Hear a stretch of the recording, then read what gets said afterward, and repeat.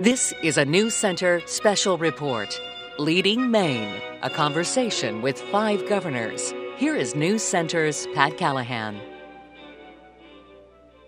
Good evening. All across Maine, there are politicians and business people who get up in the morning and look in the mirror and think they see a governor looking back at them. However, very few actually get to have that ambition fulfilled. In fact, since 1820, fewer than 75 men have served as the chief executive of the state of Maine. So what does it take to belong to that exclusive club? Once you win the office, how do you carry out the responsibilities? After all, there is no operator's manual. There's no way to know ahead of time what sorts of crises, large and small, you are going to encounter. Tonight, we are privileged to have with us the last 5 men to be entrusted with the state's top job.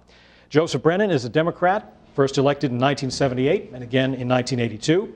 John McKernan, a Republican, was elected in 1986 and 1990. Angus King served as an independent following his election in 1994 and his re-election in 1998. John Baldacci is a Democrat, first elected in 2002 and re-elected in 2006. Our current governor, Republican Paul LePage, is just completing his first year in office. Gentlemen, I can't tell you what a privilege it is, and thrilled really to have you all together here. And let me start with you, Governor Brennan, and look back at your first days in office. Was there ever a time when you said, how did I get here and what am I going to do about it? Well, I had some experience around there. I was so-called leader in the House and in the Senate, and I had been Attorney General. So I had sat around with previous governors in the same room on numerous occasions. So it was almost just switching seats in a sense. But so I had so much experience that it wasn't the big transition. I mean, I was very proud to get there, honored to have the job, and it was just a fun job. And I don't think there's any better job in public life except the presidency. And that's a little harder. Governor McKernan, what do you remember about day one? After you take the oath, what happens? Well, actually, my big concern was before I took the oath. And thanks to Governor Brennan's generosity, he allowed me to meet with his Commissioner of Corrections and the Maine Emergency Management Agency before I took office, because my big concern was that there was going to be a riot at the state prison, or there was something that was going to happen to our nuclear power plant literally the night I took office, and having no idea what I should be doing. So a lot of it was really preparation. But I would just add one other thing, because I'd served in Congress, I'd served in the legislature.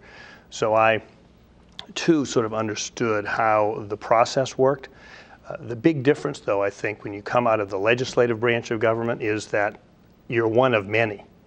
When you're governor, you're one of one. You're the head of the executive branch, and it's a different leadership style. The transition is such an important time, and I think all of us will agree that our predecessor helped us a lot. I know you did me by giving access to all the budget information and the commissioners and all that information. So when you start, it's not literally walking in the door cold. My most vivid memory of my inaugural evening was the vigor with which Bill Diamond, who was then Secretary of State, after I was sworn in and he read the proclamation, exclaimed, "God save the state of Maine." And I thought he sort of overdid it, frankly. But it's an amazing experience because, as you say, there's no owner's manual. You just got to make it up as you go along. Governor Baldacci, what do you remember about the first day or days in office? You, of course, had also been around the State House a lot. You'd climbed that ladder, too. Well, first, it's a tremendous honor. I mean, as you said, there's only been a few people who have been governor, so it's a tremendous honor and an opportunity, even as difficult as the circumstances were going in with the economy, as other governors have stated. I mean, Angus was very helpful, very cooperative, and opened up his administration to work very closely together on the transition, and I thought that was very helpful in the consultation, and something that I actually kept going after the swearing in time. But I remember being sworn in, and then I remember the adjutant general who was with me going in wasn't with me going out. And I said, "John, this is the difference between being led and being the leader."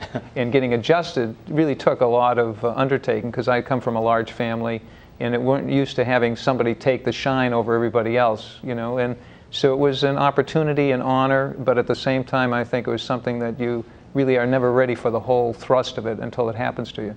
You got 37 days to finalize a budget. And thanks to the governor, Baldacci, he, right after election day, he allowed us in, and so we started building a budget. There's just no possible way, if you don't have that luxury, that you can have a budget presented to the legislature in 37 days. And coming from a world of budgets out of the business world, it was very clear to me that we needed that extra time from in November, December Now, to the 5th. some of you, as we mentioned, had come from the legislature in past experience, and yet as governor, clearly it's a different relationship with them. Governor McKernan, what do you recall about how you deal with the legislature? Is it easier to deal with your party, with the opposition? How does that work?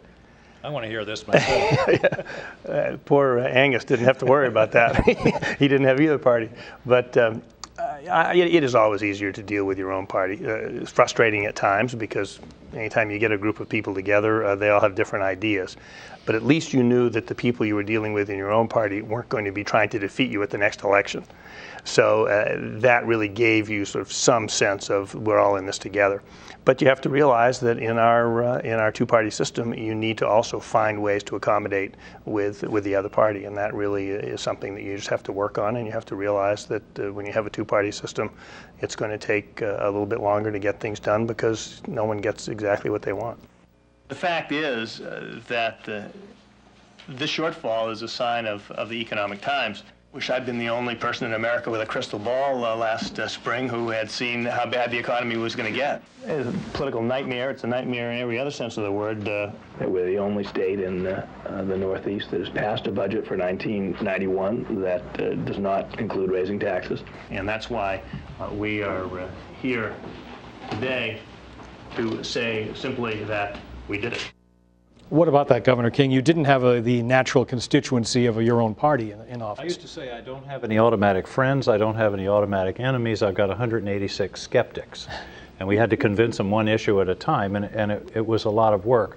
But it's really more about how you work with them. But before I want to go back to this thing which we all mentioned of working with our predecessor on the transition. Mm-hmm.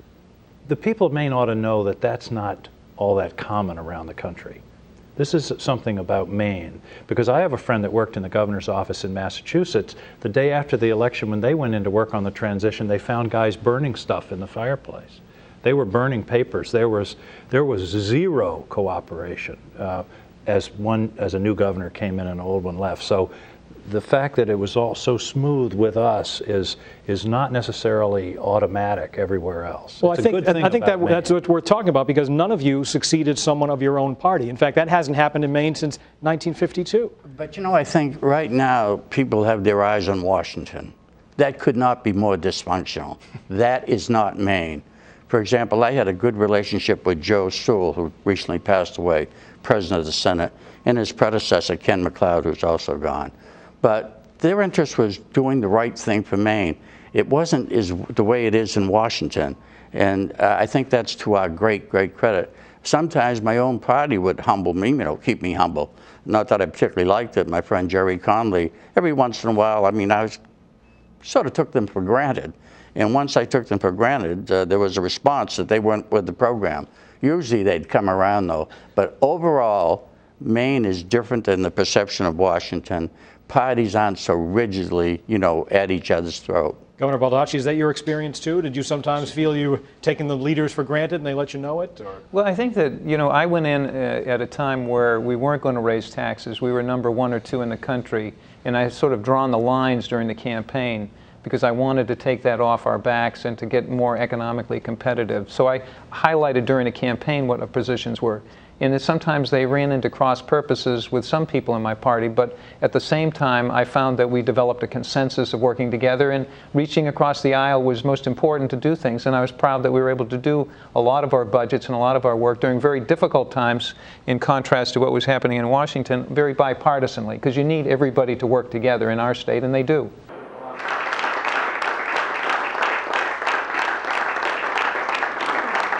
Here, nice work. I heard you were sitting in this seat. I heard you were sitting in this seat. Governor LePage, you were not a legislator, you were a city official, you were mayor of Waterville. So how was it in the early times, especially figuring out how you work with the legislature, how this whole process works? Well, as you said, I was being mayor in Waterville, I was the only elected person from my party, so I had a feel for what it took to work with the opposition.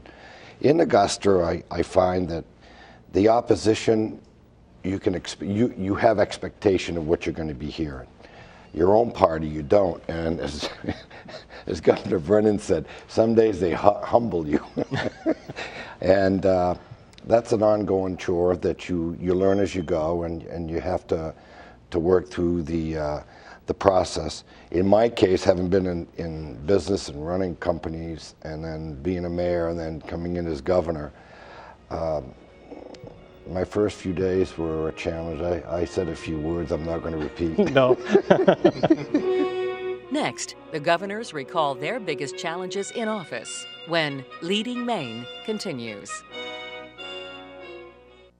What major event, when you look back on your 8 years, what stands out, crisis or other event? Well, I think if you're talking about event, in fact, walking through your newsroom, being in this building today, vividly brought back to me the ice storm in 1998, when I spent a lot of time in this building and in radio stations and those kinds of things. I mean, talk about an event. And you mentioned in your introduction, one of the things about you run for governor, you campaign, you do position papers, and then you get in office and something entirely unexpected happens. I mean, nowhere in any of my pre-campaign thinking did a situation where 600,000 or 700,000 people would lose their power in 2 days. It wasn't something we thought about. So absolutely, that was an extraordinary event. And how did you figure out what to do about that? How did you know who to mobilize and whom to Well, stay there's in a touch funny with? story about that, because when I was first in office, I did what I suspect all of these guys did, is I walked around and visited in some of the state office buildings. I discovered an organization called MEMA, Maine Emergency Management. I didn't even know it was there. Very vaguely, I said, "What are you all doing?" "We're preparing for an emergency." And I thought to myself, here's a place I can save money. Why are we spending all this money? Well, I found out 4 years later, and we had a structure set up. They were there with shelters and communications and practice runs and all those kinds of things. The best way to handle an emergency is to prepare for it before it happens. So that's the first step. The second step is a lot of it is instinct, is just knowing that people need to be communicated with. They need to understand that somebody's working on the problem, being visible, and that was the part of it. I was so visible that people got sick of the sweater that I wore all the time. Governor Bellacci, what stands out for you? I think that the war, committing our National Guard soldiers to battle, was something that was just different. I mean, being Commander-in-Chief and being the governor, you never really think of having people be prepared for battle. In sending them off into harm's way. I mean, taking Commander-in-Chief and really, putting some meat to those bones. It was a very sobering experience to look in the faces of young men and women and knowing that they were going to go in front of, harm's way. And then when the mortar attack happened, I think in the barracks when they were there at the having lunch, and we lost lives and many were injured, it really brought home the seriousness of the matter. And I think making sure that we had a family support program, making sure that we were there when they came back, making sure that I was at all the funerals and there for the families. I'd always kept a photo of one of the soldiers in my drawer when they were deployed, and being able to say a prayer in the morning, for that soldier's life brought me closer to them throughout my term. So I felt that was my biggest event, is actually seeing them go off into harm's way and making sure that they had all the resources and support. And is a lot of your response instinct, as Governor King says? Well, I think that having a good support with, we were very lucky with General Libby. I think he just did a terrific job both at MEMA and as Adjutant General. But I think the support organization that he developed, the Guard developed, you knew that you had the support infrastructure for families, for people going through some difficult times. So I felt more comforted by that. Governor LePage, as you look at your first year, what's the dominant theme or dominant event that sticks out for you? I have to go along with what John just said. Before I was inaugurated, we had to bury one of our own, a soldier from the war. And so right after that, and this was in November, and the very first thing I did is I went to see John Libby and say, "You staying on?" He said, "Well, I'll need to talk to my wife." So as the meeting broke up, I happened to run into his wife at Tim Hortons, and I asked her. Powers of persuasion. I got her to commit before he got home. That's smart instinct. And that's been the most difficult, is when you have to bury one of your own children or your own citizens. It's really, really difficult. Governor Brennan, what 8 years in office is a long time, but what stands out? Is there one event? There are many things, but one thing I would mention, some years ago while I was governor, the geniuses in the Energy Department in Washington felt that the Sebago Lake region, the water supply for this area, would be an appropriate place for a nuclear dump. I've never seen more intensity in regard to opposition. In fact, it sort of led me to, fight against nuclear power.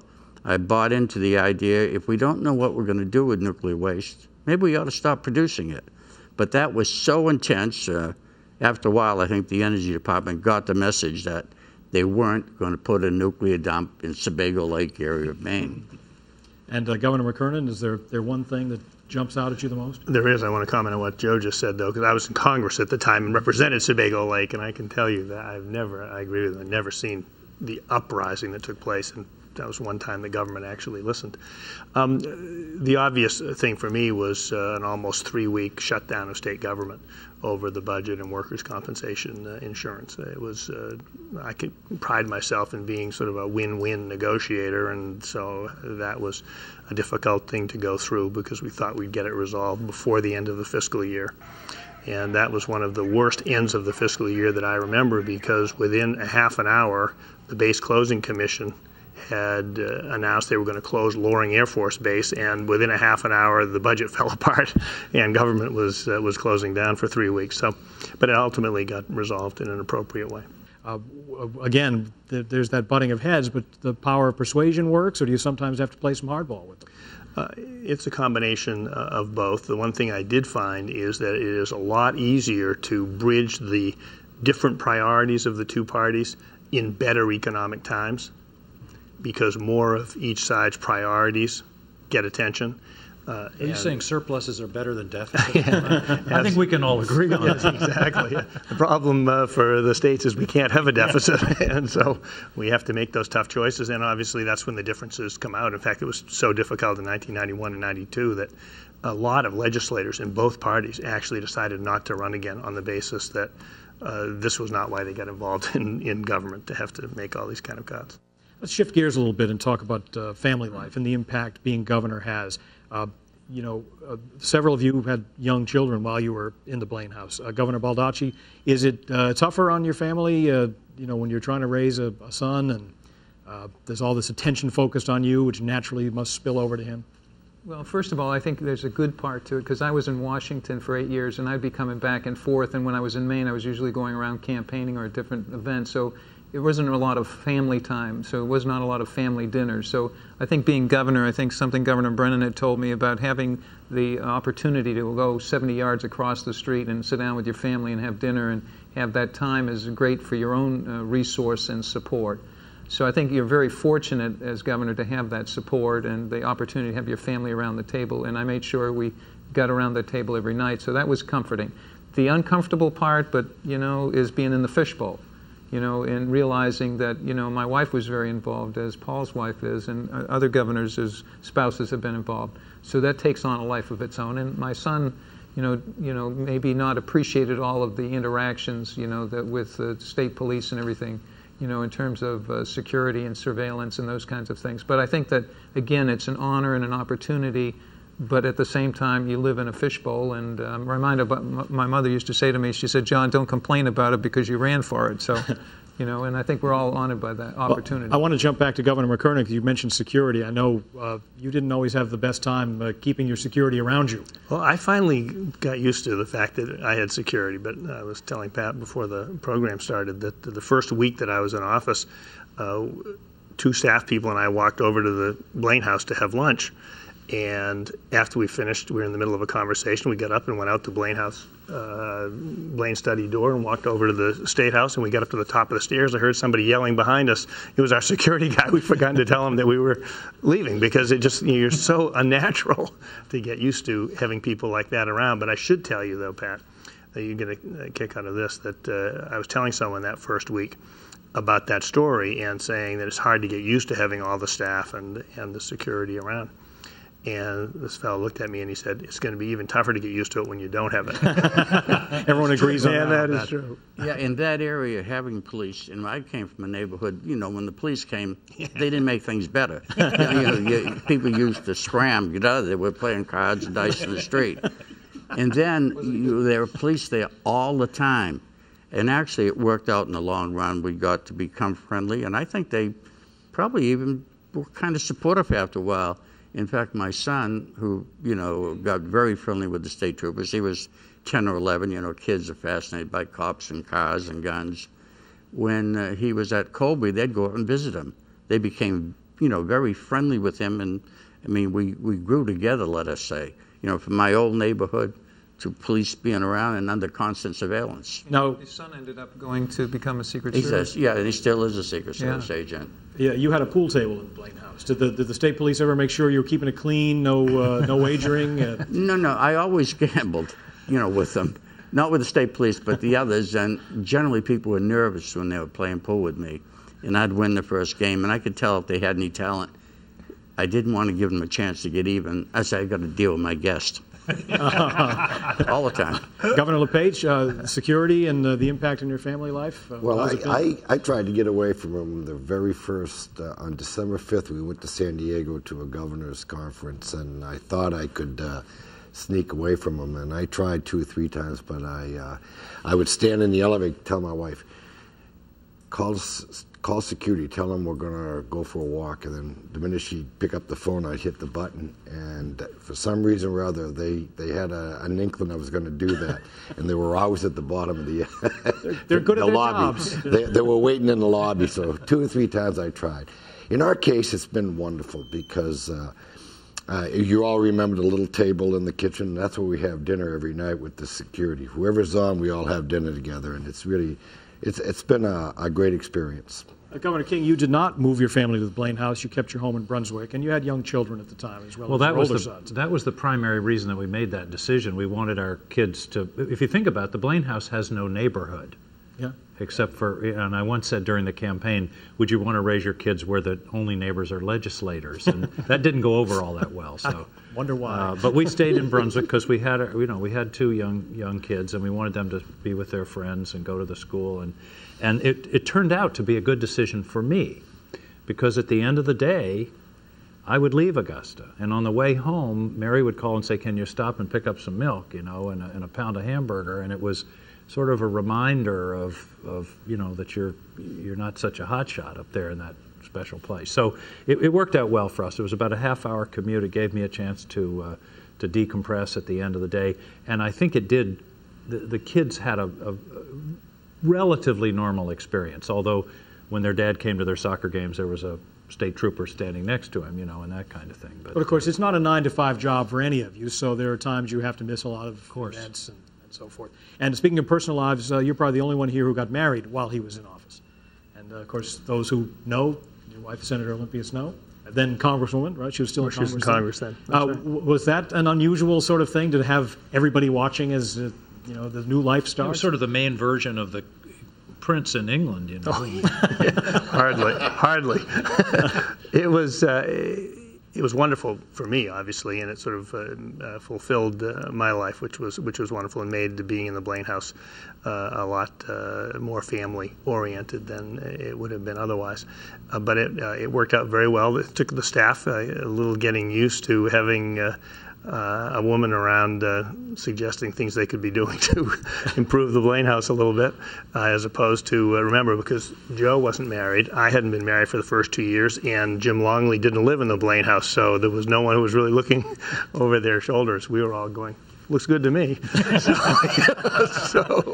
that changed. Yeah. So, lunch was ready on time, and that's all that mattered. I'd like to go back to But she did do a lot. Governor King said, going to soccer games. This year I've gone to soccer games and football games with my security because it's their kids that were playing.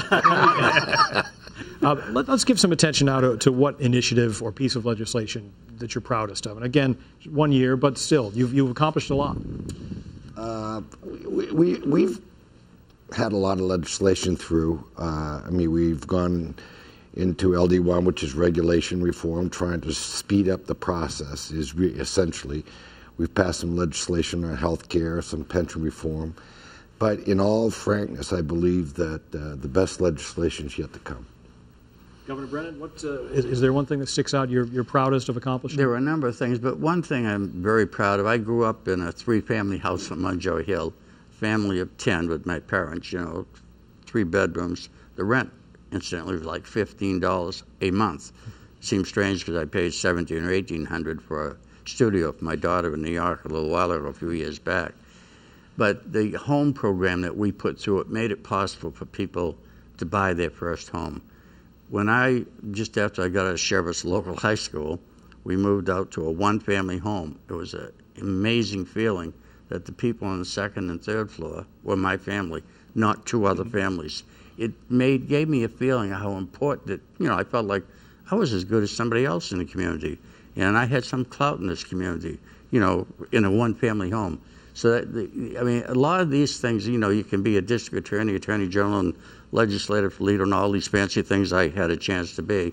But it's growing up in that type of circumstance that motivated me to fight for programs like that and fight for the working people and, frankly, the poor people, something that's never mentioned anymore in government. Governor McKernan?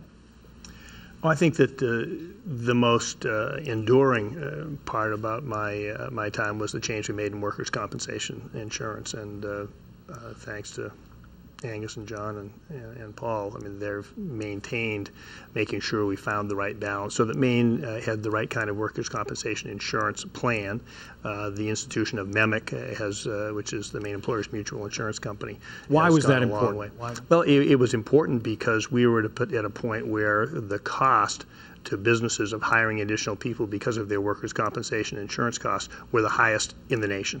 By a mile. And then we had insurance companies who were refusing to even write insurance for companies in Maine, which is why we made the changes we made, why we created our own mutual insurance company here in Maine. And they've done fabulous things for not only businesses but for employees with the kind of emphasis they've forced on safety. Our safety rate is so much better than a lot of other states because of the activities. Governor King, what are you proudest of? Well, before I answer that, what Jock did in setting workers' comp right is one of the most important things done in Maine in the last 40 years. And I don't think, and it was incredibly courageous and unpleasant what he went through to make that happen. And it only happened because of his tenacity. And I've never had a chance to say this publicly, but I'll tell you it's made a huge difference. When we say our rates were different, it was all the other states were here, and Maine was literally two times, in some cases, higher, and it was a huge drag on the economy. So I want to say that. I think in retrospect, probably the thing that I feel best about was laptops for 7th and 8th graders. It put Maine ahead of the rest of the world. We have people. Tomorrow night I'm speaking at a dinner here in Maine of a group of educators from Sweden who are coming here to see how we did it. It's still reverberating around the world. I had people from Singapore in my house not long ago, and it really has given us an edge. And I'm proud that my 2 successor governors have kept it going, and it's become a kind of signature for Maine's advanced status in terms of technology and education. And it wasn't like the workers' comp. It wasn't easy. It took a lot of perseverance. It took about 2 years of struggle. You remember how controversial it was. But I run into parents and teachers every day and say, I don't know how we could ever go back. So I'm very proud of that. Governor Baldacci? Well, first, I want to go back to that period on workers' compensation because I worked with Governor McKernan sort of crossing the party lines at that point, but I want to compliment him and his leadership. People don't realize the cost of workers' comp at that point was worse than anything in terms of taxes or energy costs. It was driving businesses and jobs out with it, so we needed to come together. And it was during a very difficult time, but I've said to him often that is probably one piece of legislation that I've worked on with him that I felt has made a significant impact in terms of Maine, because you don't hear it as an issue anymore. Mm-hmm. No news is good news. Yeah. And in terms of stuff that I've worked on myself with the legislature and the people of Maine, I think the thing that I come away with is really trying to take the burden of finances off of the shoulders of working men and women and small businesses, holding the line on taxes, eliminating the business equipment tax on investment and capital, eliminating it once and for all, being able to have Pine Tree Economic Development Zones throughout the state, which is tax-reduced or tax-free zones, and there are thousands of jobs that are out there. And then affordable health care. There's this one lady who works at a nursing home who, her mother had cancer. She couldn't afford health insurance, so she didn't know, but assumed she did. It wasn't until she was able to have Dirigo Health that she was able to find that she had cancer and was able to get the screening and the treatments, and hopefully be able to save her life and many others. I mean, it has a personal message to it, and I think that's what we feel most good about when we do anything. It's just not a big, complex thing that doesn't impact on people's lives, but it does directly. When we come back, do the governors have things they wish they could do over?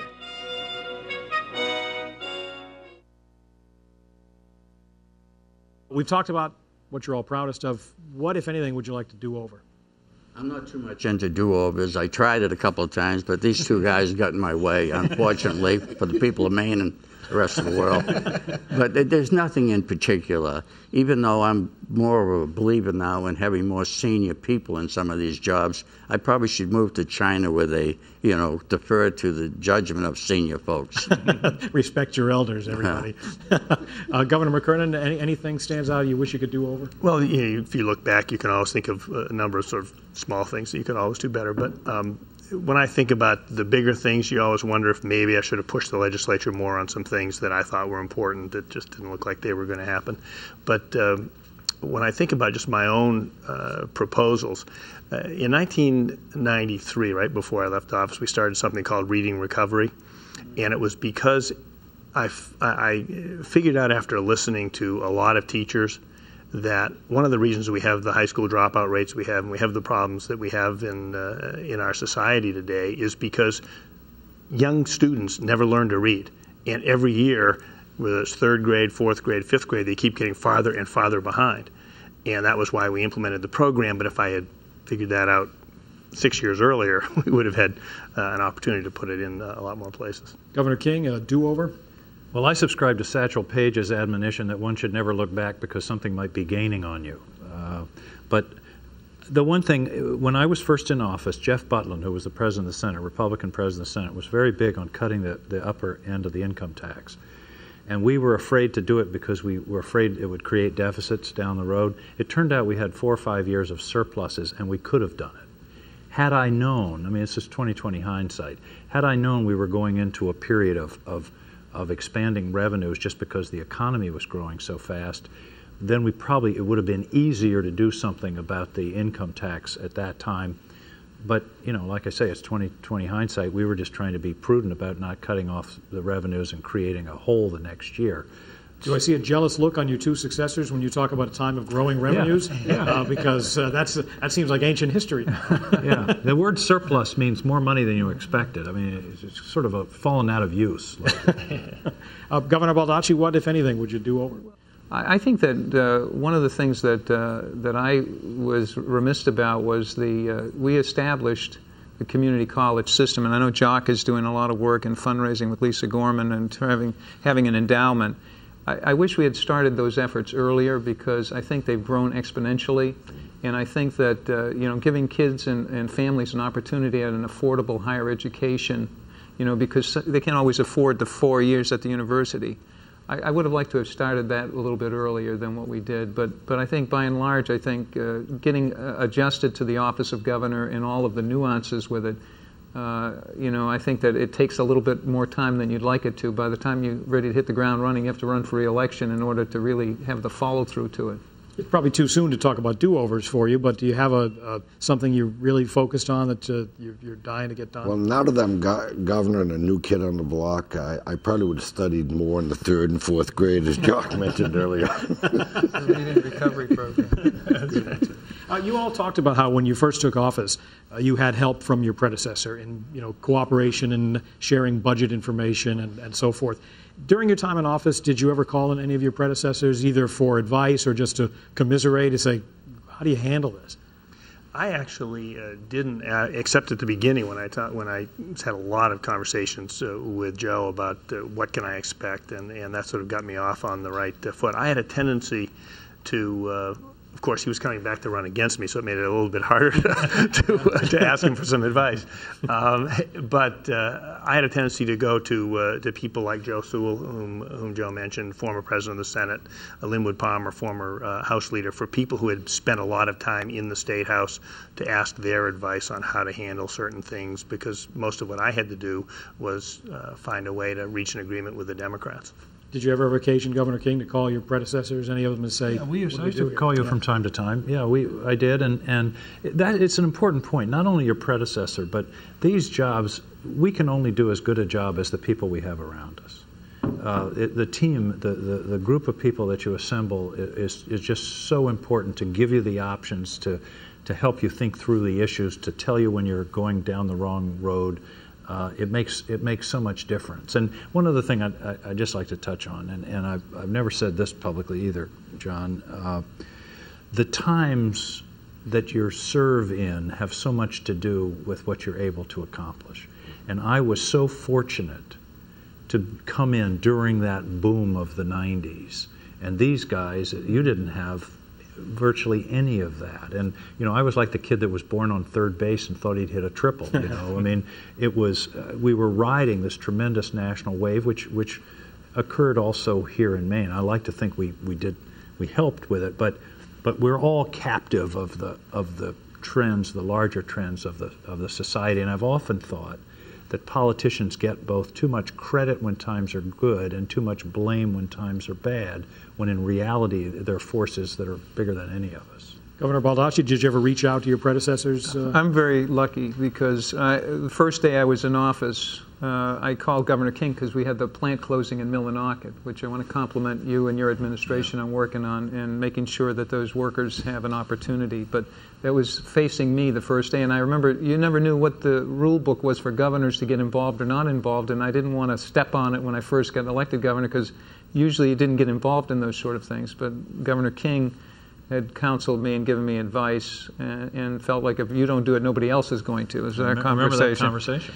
And then talking to Governor McKernan, because Jock and I had worked together in the legislature, you know, on the workers' comp and many other difficult things, but, you know, we've kept our relationship going, and his Jobs for Maine graduate program that he got going in Maine, I've continued it on because it works and it's working very successfully. So, and we keep our relationship. We even get to play a few rounds of golf once in a while together. You kids from Bangor have to stick together. Yeah, have to stick together. And Governor Brennan was the first governor I had experienced as a state senator, and it was a role model for economic development and education reform, and a great resource. I remember one time when I got into the car with him, we were driving to an event at Lemforder for an announcement. He said, you sit in the back, he said, and I'll sit in the front. And I said, why, Governor? Because, you know, you're an important responsibility to the state. You should be sitting in the back with security. He says, no, but if they start shooting, they always shoot in the back first. And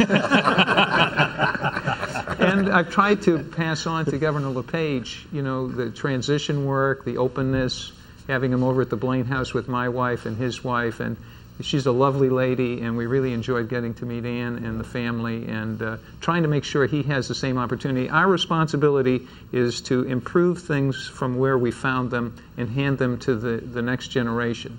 And that's what our responsibility is, and I know Paul is working hard at that. Do you ever find a time you want to reach out to these guys because they've been there? Well, as John just said, we had the good fortune of having a real easy transitional period. I mean, Governor Baldacci made it very, very easy for myself and all the staff that was working with us. And Jacques and I have had the opportunity to talk several times. In fact, we even played golf, and he's very good at it. And that's what happens when you're out of office. How about you, Governor Brennan? Well, my predecessor was Jim Longley, a very able, very colorful, independent governor. I didn't really call him for advice, but he was very classy. He said, Joe, I'll never criticize you. You got a tough enough job. You won't hear any negatives from me. But I do want to take this occasion. I do not know Governor LePage well, but John Baldacci and I both come from families of 8 kids. This guy is one of 18, the oldest, from Little Canada. What an inspirational story that is to go on to the top job in the state. And I'm sure it's inspiration to kids in Little Canada today and in public, housing places that you can go to the top. But I do hope they become Democrats. Let me ask you this. What's it like as governor of Maine to go to these national conferences, sometimes with the president? Is it hard for a small state to have a voice, or are you all on equal footing? Of course, it was fun for me to go to those things because Jesse Ventura and I were the Independent Governors Caucus. That was, I'd say, anybody, if you want to make something of it, speak to my colleague Jesse here. That worked pretty well. Good guy to have your back. No, the National Governors Association, I found anyway, was very egalitarian in the sense that it doesn't matter whether you're from a big state or a small state. In fact, I found some of the most talented governors, I thought, were from very small states. Delaware, I remember Tom Carper and Jim Geringer from Wyoming. So, yeah, everybody has an equal voice. I didn't have any sense that the size of the state really mattered at all in that, you agree with that setting. Oh, I do. I always enjoyed the governors' meetings because it wasn't really about parties, because we're all making sure that the trains run on time, or there are technical issues or departmental issues that transcend parties and regions. So I always found that to be the most helpful discussions, because you could find out what was going on and what was working. Right. I mean, if it's working in Delaware, it could work in Maine, or if it's working in Maryland, it could be working in Maine or elsewhere. And Mitch Daniels and I from Indiana also work on Jobs for America's graduate program, and we talk about school administrative costs. So we'd share points of view, and I enjoyed it because it was more nonpartisan and bipartisan than it was partisan. Governor LePage, go ahead. The other thing that is important about the conferences, you asked about calling on your predecessor. It is an opportunity to talk with other people who are going through the same thing that you're going through in other states. So there are common problems, common solutions, try to find best practices, and it really is, I think, an opportunity for people to sit down with others who are going through the same thing to really talk about it. In that same light, at the Governor's Conference, I started something that there'd be a meeting of governors, no press, no staff, just governors. And there was so much candid discussion. For example, Jerry Brown, at that time, Reagan was president, he said, basically, all you guys and women think you're smarter than President Reagan. Don't kid yourself. He's smart. He believes what he says. I know. He defeated my father. But that was just a healthy exchange. Sometimes the language, might make a sailor blush. But it was very, very helpful. I found the Governor's Conferences very helpful because everybody's dealing with sort of the same problem. People are expected to live 70 or 80 years. I say it makes some sense to try to take good care of them for the first 10 years of their life, so they'll be far less dependent for the next 60 or 70 years. You actually brought them to Maine once, too. I did have a chance to host them in Maine, which was an exciting event. And you find them useful, Governor LePage? I've only had the opportunity to go to one meeting with the NGA. Actually, 2 meetings with the NGA and several meetings with the RGA. The RGA has been very, very helpful to me because they have policies of best practices in every arena that we deal in. So we can, in common, we have some very common themes. The NGA, when I attended, it was very, very helpful because Bill Gates was there and gave a big part of it was Bill Gates and education, so I got an awful lot out of that, and a lot of it is we're working on now. But I will agree with Governor King. The size of the state makes no difference whatsoever, because right now the governor of Wyoming is probably one of the brightest men I've ever met in my life. He's just absolutely brilliant. Change is helpful. Governor Baldacci, you mentioned knowing your way around. In a literal sense, what is it like when you first start in that office and this is your place? Anything surprising happen to you or anything unusual when you first started? Well, I think the first thing I realized is there's no back door. Okay, so the door you come in is the one you got to go out. There's no sneaking away. Look under the desk. You look over here. There's no tunnel. There's no tunnel. Yeah, no, there's no tunnel. Working on that. You work. I can support those. But the buck stops at your desk. I mean, so I think you've got to be prepared for anything and everything, I think. But I remember, the first day I was at the Blaine House, and I got downstairs and I looked at the chart where all the pictures of the former governors were. And I think that, it was like living in a museum, and you were honored to be part of the history of Maine. And it reminded me what my mother used to say is, I don't know how anybody can do anything wrong living in this building, because you got to get up every morning and try to do the best you can do. And it was very much a sobering experience for me. The reason I ask you specifically is, wasn't there something with one of the phones in that office that surprised you? Well, they have the red phone in the governor's office, and I never knew what the hell that thing did. Well, you know, it's one of those things that if it doesn't ring, you don't, you know, you're not missing anything. Well, you know, because we had been having some pretty tough times the first week. Everything was sort of falling in around us, and you know, that timing, and especially with the winter season coming on, it was like the wolves were at the door. But then all of a sudden we're sitting there in a meeting with the Chief Justice of the Supreme Court, and the red phone rings. And I'm saying, what else is going to happen in the first week? The red phone's ringing. So who was it? So, I mean, I'm looking around for somebody to go and pick it up, but they're saying, you're the only one that can go pick it up. So I go pick it up, and the guy answers the phone, and he says, Governor, we're just testing the lines from the Blaine House to make sure it works.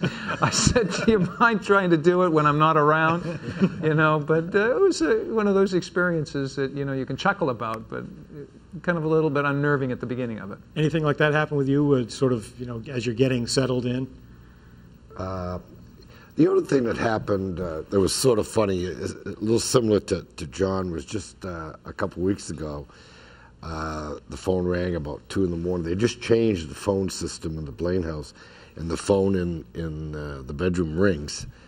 And if you call at 2 o'clock in the morning, I'll come out of a deep sleep and I'll just grab it, because, you know, we're kids in Florida and here and there, and so I grabbed it, and Slattery, one of the security says, the governor answered the phone. When is it fun to be a governor? We'll find out when Leading Maine returns.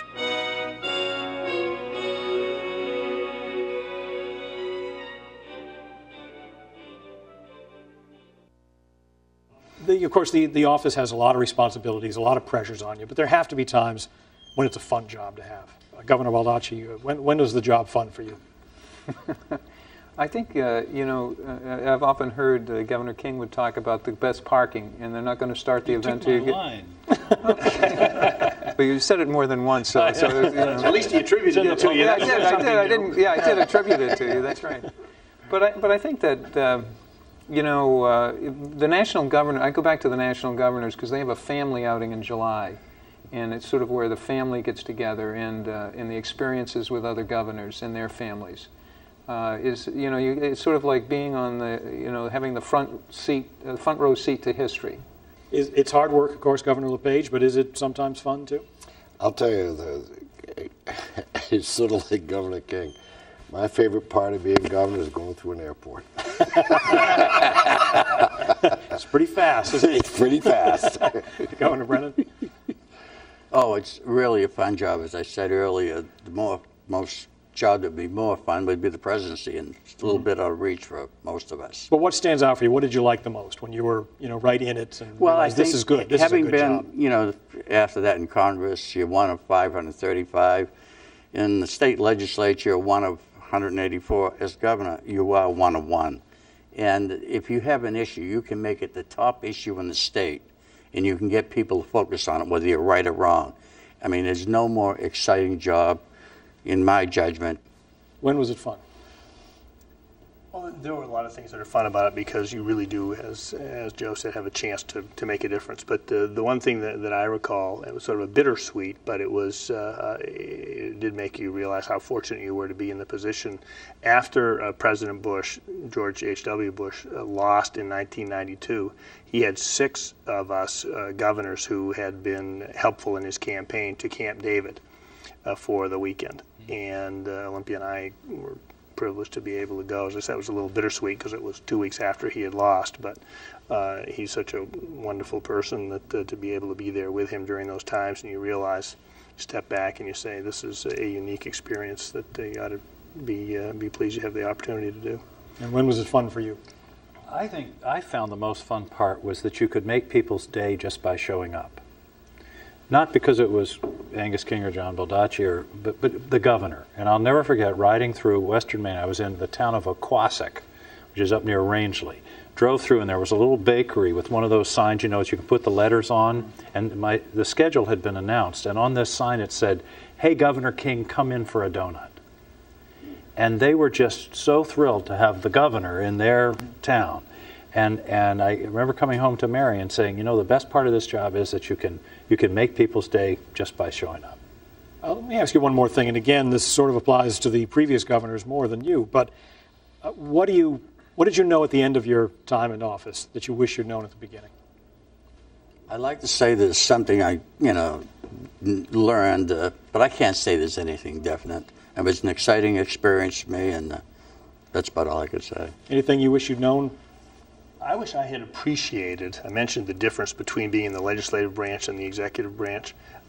When I first got there, the impact that you really can have, as Joe said, as one of one. And I think I understood it intellectually, but I didn't understand it experientially.